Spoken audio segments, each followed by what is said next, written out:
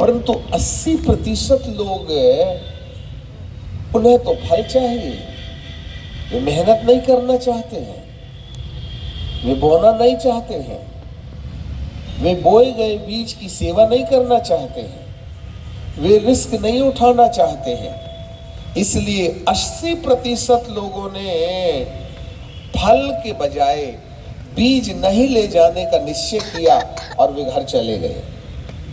20-80 का रेशियो याद रखना 2027 तक, ये भविष्यवाणी है। तो ऐसे समय में जो 20% लोग थे, उन लोगों ने इस बीज को ले गए, उन्होंने अपनी खेती में कल्टीवेशन किया, पत्थर अलग किया, बीज बोया, उपाय किया, खाद किया, बाड़ लगाई, जो करना था सब उपाय किया।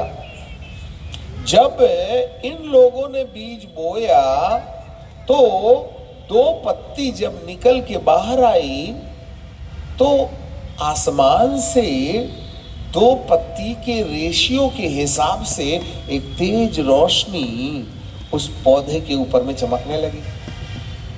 फिर कुछ दिन के बाद में वो 4 पत्ती में बदल गया तो रोशनी डबल हो गई। फिर 6 पत्ती। जिस प्रतिशत में पौधे की पत्तियां निकल रही हैं, उसी प्रतिशत में ऊपर से आने वाले प्रकाश की मात्रा बढ़ते चली जा रही है। और जब वो पेड़ काफी बड़ा हो गया तो वह इतना तेज रोशनी अपने अंदर धारण किए हुए था जितनी पत्तियां थी। ये 20% लोग हैं जिन लोगों ने खेती में बीज बोया और उसके परिणाम स्वरूप उनके अंदर ये फल देखे गए। आपको मालूम होवे, इस कारण से जिन जिन 20% लोगों ने अपनी खेती में ये बीज बोया और उनके घर के, उनकी खेती में जो उजियाला हुआ, उस उजियाले के कारण उस खेती में, उस घर में, उस परिवार में, उस एरिया में आगे पीछे उजियाला ही उजियाला है। उनके पशुओं के ऊपर, उनके बेडरूम में, बाथरूम में, उनके घर के अंदर बाहर यही उजियाला समाया हुआ है और उस घर के सारे लोग श्वेत वस्त्र पहने हुए दिखाई दे रहे हैं।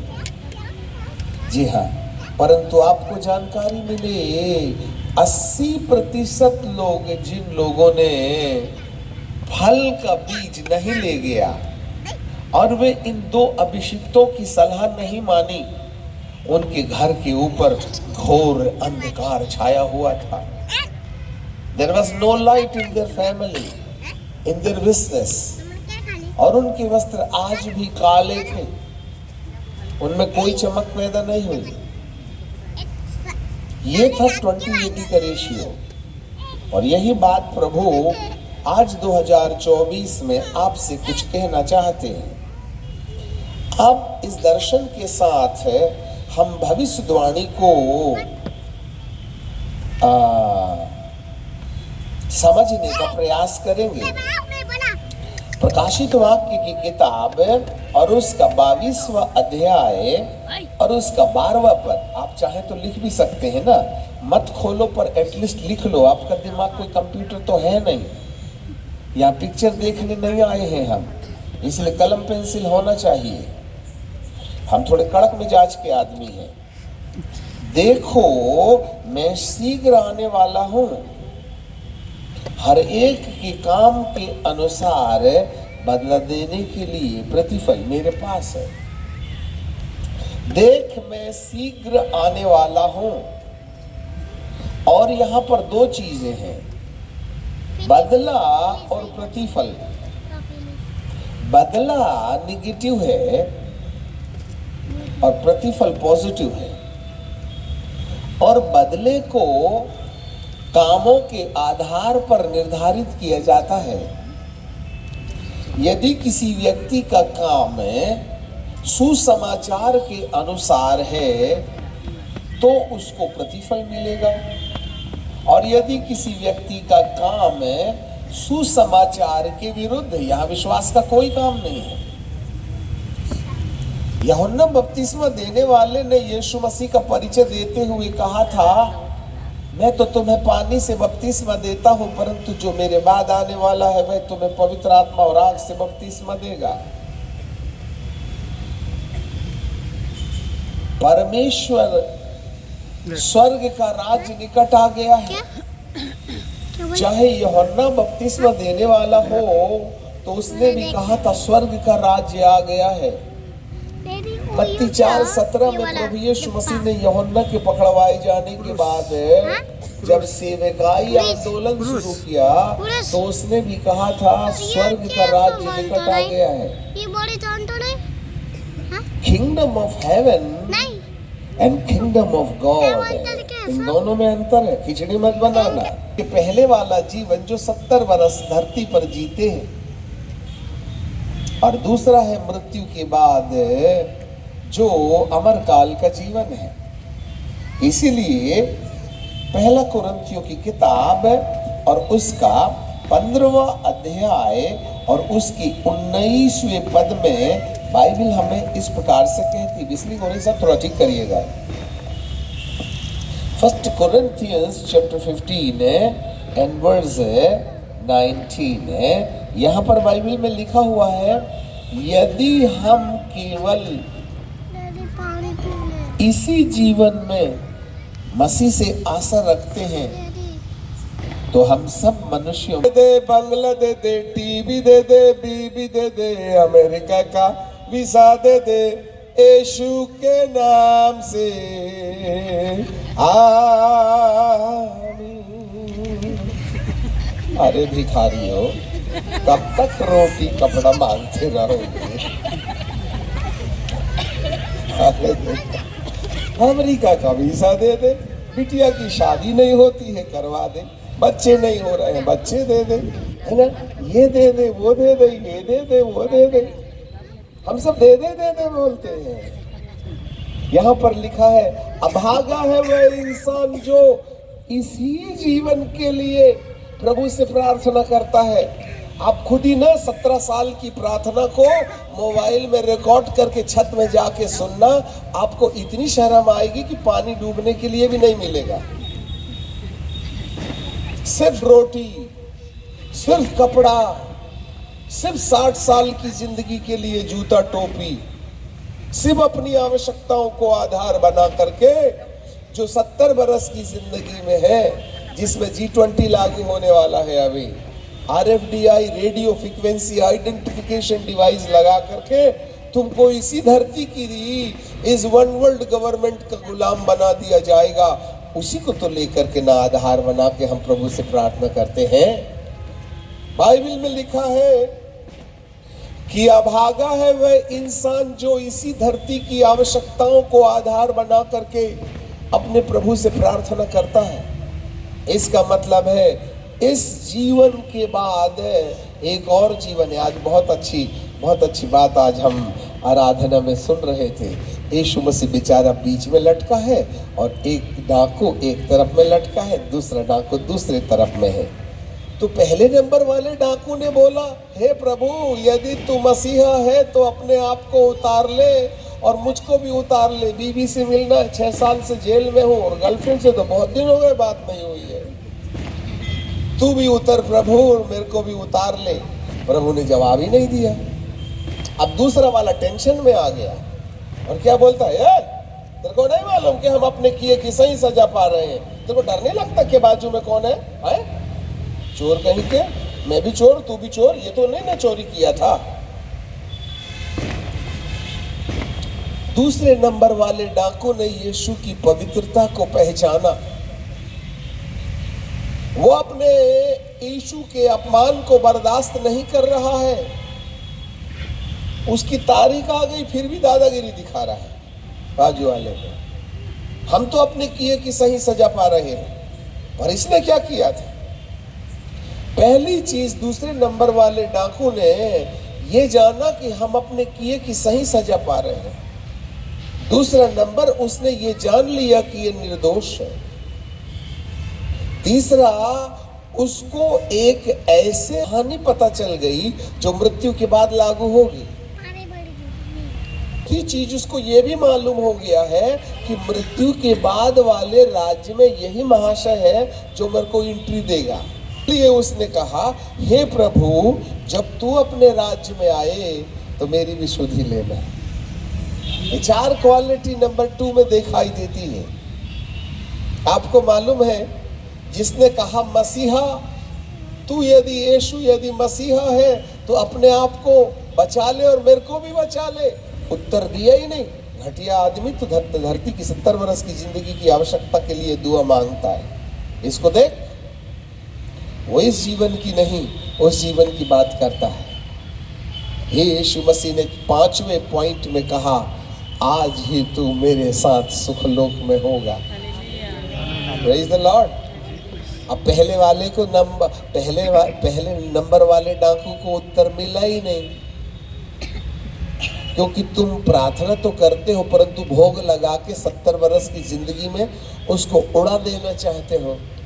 परंतु दूसरी नंबर वाला डाकू तो वो संपत्ति जो मृत्यु के बाद लागू होने वाली है उसकी खोज में था। बोलो, हम क्या खोज रहे हैं? एक तार का तुम तो न बजाते, इसलिए तो उत्तर नहीं मिल रहा है। अरे दूसरे नंबर वाले डाकू के समान भी तुम वाली कहानी की चिंतन करते हैं अपन, तो जवाब देने वाला जवाब देने में भी उस्तादी दिखाता है। कपड़ा दे दे, नहीं देता, बोला भिखारी कहीं के। आशीष दे दे, नहीं देता, जा कल दिया था ना तेरे को, रोज रोज मांगता है।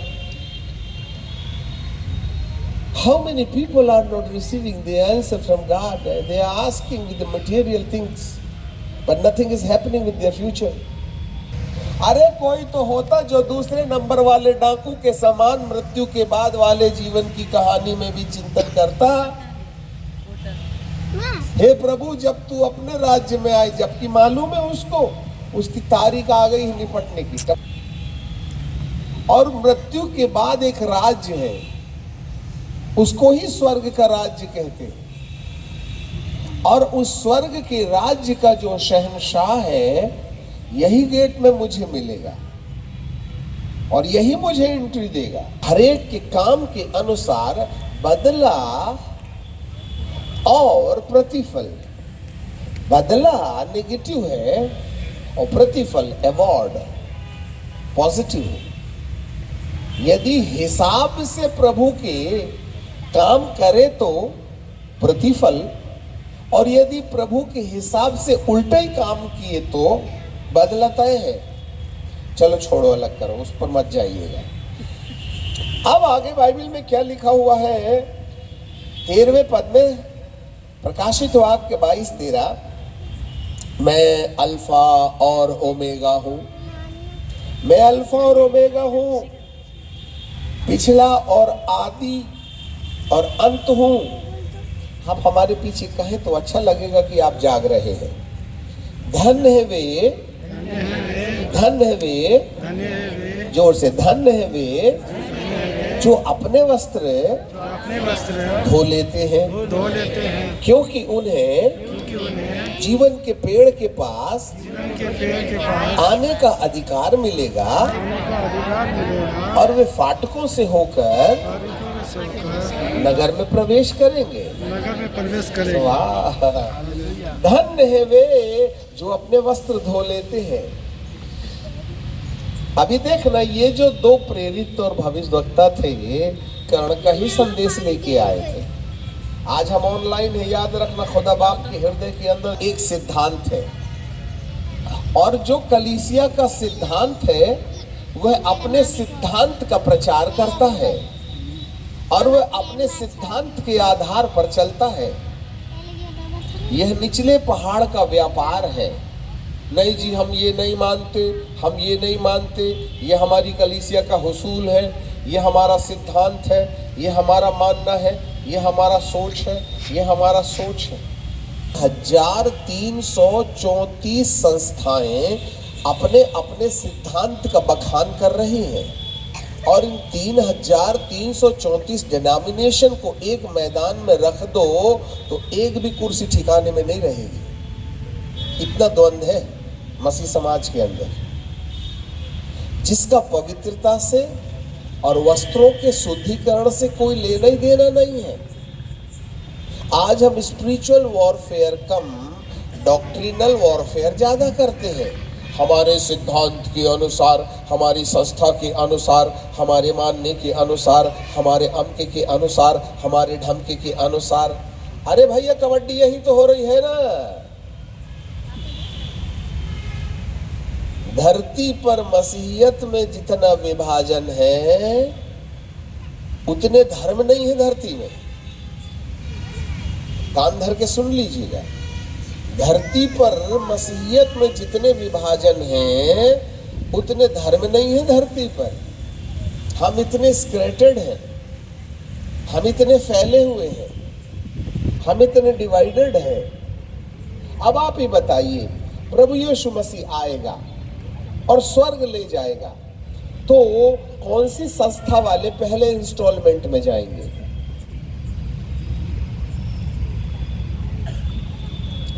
जब यीशु मसीह आएगा, हाँ चलो ये पेंटिकॉस्टल लोग वो नाले के उस तरफ जाओ, तुम्हारी कॉलोनी वहाँ है, रोमन कैथलिक वाले ये पेड़ के नीचे रहना, CNI वाले इधर रहना, मेथोडिस्ट वाले यहाँ रहना, तुम अन्य जाति वाले चलो उधर, चलो वो झाड़ी की तरफ जाओ, पता नहीं क्या क्या करते रहते, ढोल बजाते, चलो भगो वहाँ भगाओ। अब एक बात बताओ, संस्था और सिद्धांत के अनुसार स्वर्ग में भी अलग अलग कॉलोनी है क्या? ऐसा लगता है क्या आपको? जोर से बोलिए जी। अब तुम्हारी यहाँ नहीं पटती तो वहां कहां से पटेगी? एक तो बड़ी मुश्किल से शैतान को ना स्वर्ग से निकाल के बेचारे परमेश्वर ने स्वर्ग साफ किया, और हम कमेटी वालों को वहां ले जाके क्या दंगा करवाएगा?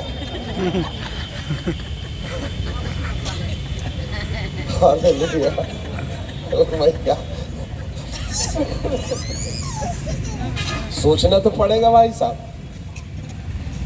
है कि नहीं? धन्य है वे जो अपने वस्त्र धो लेते, धन्य है वे जो अपने वस्त्र धो लेते। और जिनके वस्त्र धुल जाते हैं ना, वही है जो जीवन के पेड़ के पास आएंगे। अब यहाँ पर जीवन के पेड़ का फल खाने की बात तो बहुत 1000 किलोमीटर दूर की बात है। हमारी शब्दावली पर ध्यान दीजिए भाईजान, जीवन के पेड़ के पास आके फल खाना तो कई 1000 किलोमीटर दूर की बात है। तुम तो पहले जीवन के पेड़ के पास आने का ही इंतजाम करो भाईजान, क्योंकि जीवन के पेड़ के पास आने वालों के लिए वस्त्रों का शुद्धिकरण चाहिए। वस्त्रों के साफ होना जीवन के पेड़ के पास लाता है। अब कहीं बीड़ी के दाग लगे हैं, कहीं पान के दाग लगे हैं, कहीं बैर के दाग लगे हैं, कहीं मोबाइल के दाग लगे हैं, कहीं पत्नी को दनादन पीटते हैं, कान के नीचे रसीद काटते हैं। कितने ढेर सारे दाग लगे हैं हमारी जिंदगी में। जय मसीह की ब्रदर। ये वस्त्र है। अब आप बोलोगे ये वस्त्र क्या चीज है? जरा देखिएगा, क्योंकि हम सब बाइबल से ही न सोचेंगे। प्रकाशित वाक्य की किताब और उसका 19वां अध्याय और उसका 8वां पद, हम बहुत धीरे धीरे बोलेंगे, भले ही समय ज्यादा लग जावे, परंतु बात गई अंदर तो निकलना नहीं चाहिए अंदर से बाहर।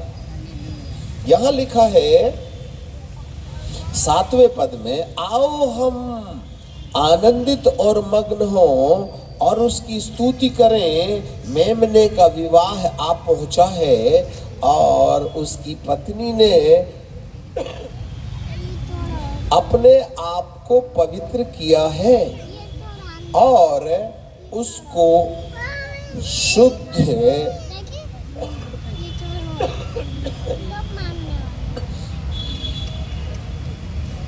उसको नंबर 1 शुद्ध, नंबर 2 चमकदार और नंबर 3 महीन मलमल पहनने का अधिकार दिया गया। शुद्ध, चमकदार और महीन मलमल पहनने का अधिकार दिया गया, क्योंकि ये महीन मलमल का अर्थ है पवित्र लोगों के धर्म के काम है, विश्वास नहीं है। इंग्लिश में लिखा है the work of the righteousness, not the faith. इसका मतलब है हमारे धार्मिकता के जो काम है वही है। हमारे धार्मिकता के काम यदि निर्धारित हो गए तो ये शुद्ध, चमकदार और महीन मलमल है, और इन्हीं के आधार पर पत्नी ने, अब यहां पत्नी लिखा है ना, जबकि कलीसिया दुल्हन है और पत्नी शादीशुदा होती। अब इस पर जाइए तो कई घंटे झंझट हो जाएगी। फुर्सत से आइए बाइबल स्कूल में हमारे। दुल्हन और पत्नी, इसको छेड़े तो हम फंस जाएंगे। दुल्हन को प्रमोशन लेना पड़ेगा और वो है पत्नी में, और पत्नी को शुद्ध, चमकदार और महीन मलमल पहनने का अधिकार दिया गया। ये जो वस्त्र है ना, वो धार्मिकता के काम है, the work of the righteousness. यहाँ फेथ का कोई काम नहीं है, काम का काम है जी। तो धन्य है वे जो अपने वस्त्र धो लेते हैं,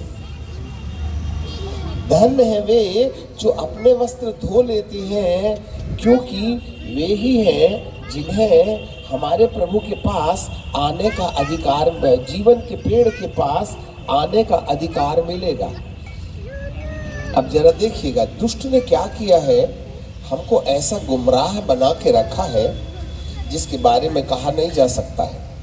अब हम आपको एक घटना जकरिया की किताब से पढ़ाएंगे। बुक ऑफ जकरिया चैप्टर 2, जरा देखिएगा। जकरिया की किताब निकालें और उसका तीसरा अध्याय और उसकी 1 पद से मैं आपके लिए पढ़ूंगा, और एट लास्ट हम वहां पहुंच जाएंगे जहां पर भविष्यवाणी पूरी होगी। फिर उसने यहोशू महायाजक को यहोवा के दूत के सामने खड़ा हुआ दिखाया, और शैतान उसके दाहिने ओर उसका विरोध करने के लिए खड़ा था। थोड़ा दिमाग में लगाइए ना, यहोशू महायाजक है। याजक और महायाजक, महायाजक के पहले याजक, और याजक की अपनी एक क्वालिटी होती है कि वह हारून के वंश में होना चाहिए, वह मूसा की व्यवस्था को वो अच्छे तरीके से जानने वाला होना चाहिए, वह व्यवस्था के अनुसार सुनामी होना चाहिए, वह सिखाने में और पहुनाई करने में योग्य होना चाहिए। उसने अपनी उम्र के 30 साल समाज में इस बात का प्रमाण देते हुए कि यह याजक हो सकता है, इसका प्रमाण बटोर के रखना चाहिए। तब लंबे समय तक याजक को याजकी सेवा के बाद बुढ़ापे के पड़ाव में उसको महायाजक की उपाधि दी जाती है। सच क्वालिफाइड पर्सनालिटी। बीच में महायाजक है, वेल क्वालिफाइड, स्किल स्क्राइब, निपुण शास्त्री, अनुभवी व्यक्ति, जेंटल, समाज को स्वीकार किया जाने वाला, जिसने याजकीय लंबा समय सेवा दिया है। अब महायाजक में प्रमोशन हो गया है और उसके दाहिने ओर शैतान खड़ा हुआ है। अब आप बताओ तुम क्या कर रहे हो? ये जो शैतान है ना, दाहिने ओर है, right hand side, that means authority, अधिकार। यही है जहां हमारा अधिकार है, और अधिकार वाली जगह में वो अधिकार लेके खड़ा हुआ है। क्यों भाई साहब? तो जा भी नहीं रहे, कम वक्त खड़ा है बाजू में। जरा जरा ध्यान से सुनना, बाइबल पढ़ने से समझ में नहीं आती, पेनिट्रेट करना पड़ेगा ना अपने थॉट्स को। और विरोध कर रहा है। क्या बात के लिए विरोध कर रहे भाई बाबा? तू नहीं बोले मेरे को शिकायत है। क्यों? याजक के ऊपर काहे की शिकायत तेरे को? अपना काम कर रहा। नहीं बोले नहीं जाता, जाओ। अब दूध से भी नहीं डर रहा है ना? बताइए, हद हो गई। स्वर्ग से आया हुआ स्वर्गदूत खड़ा है, शैतान का हिसाब भी नहीं कर रहा, ढिठाई करके खड़ा है वो, और वो भी याजक के ऊपर दोष लगा रहा है। कोई कारण होगा ना भाईजान। आगे लिखा है, तब यहोवा ने शैतान से कहा, हे शैतान, यहोवा तुझको घूर के। अब यहोवा ने कहा, यहोवा डांटे। इसका मतलब है जब कभी कोई स्वर्गदूत यहोवा का प्रतिनिधि बनकर के आता है ना, तो वह अपना नाम यहोवा ही बताता है। पर यहाँ पर यहोवा का प्रतिनिधि बनकर के खड़ा स्वर्गदूत यहोवा के नाम से जाना जरूर जा रहा है, फिर भी कमबख्त शैतान को वो डांट नहीं रहा है। वरन ये यहोवा का प्रतिनिधि, यहोवा जो आकाश में है, जिसने मुझको यहोशू को संदेश देने के लिए भेजा है, वो वाला डांटे, मैं नहीं डांट सकता। तो फिर तू आया काहे के लिए रे बाबा? जब वो ही डांट ले तो तू यहाँ क्या कर रहा है? बोले कुछ नहीं कर रहा हूं, मैं केवल संदेश दे रहा हूं। ध्यान से सुनना।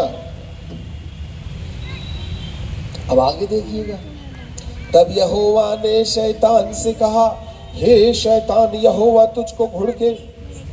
यहोवा जो यरूशलेम को अपना लेता है, वही तुझको घूर के। क्यों? इसका मतलब है आसमान में रहने वाले परमेश्वर शैतान को घुड़कने की कंडीशन ढूंढ रहे हैं। There is going to rebuke the demonic influences which is stopping the high priest। उसको शिकायत कर रहा है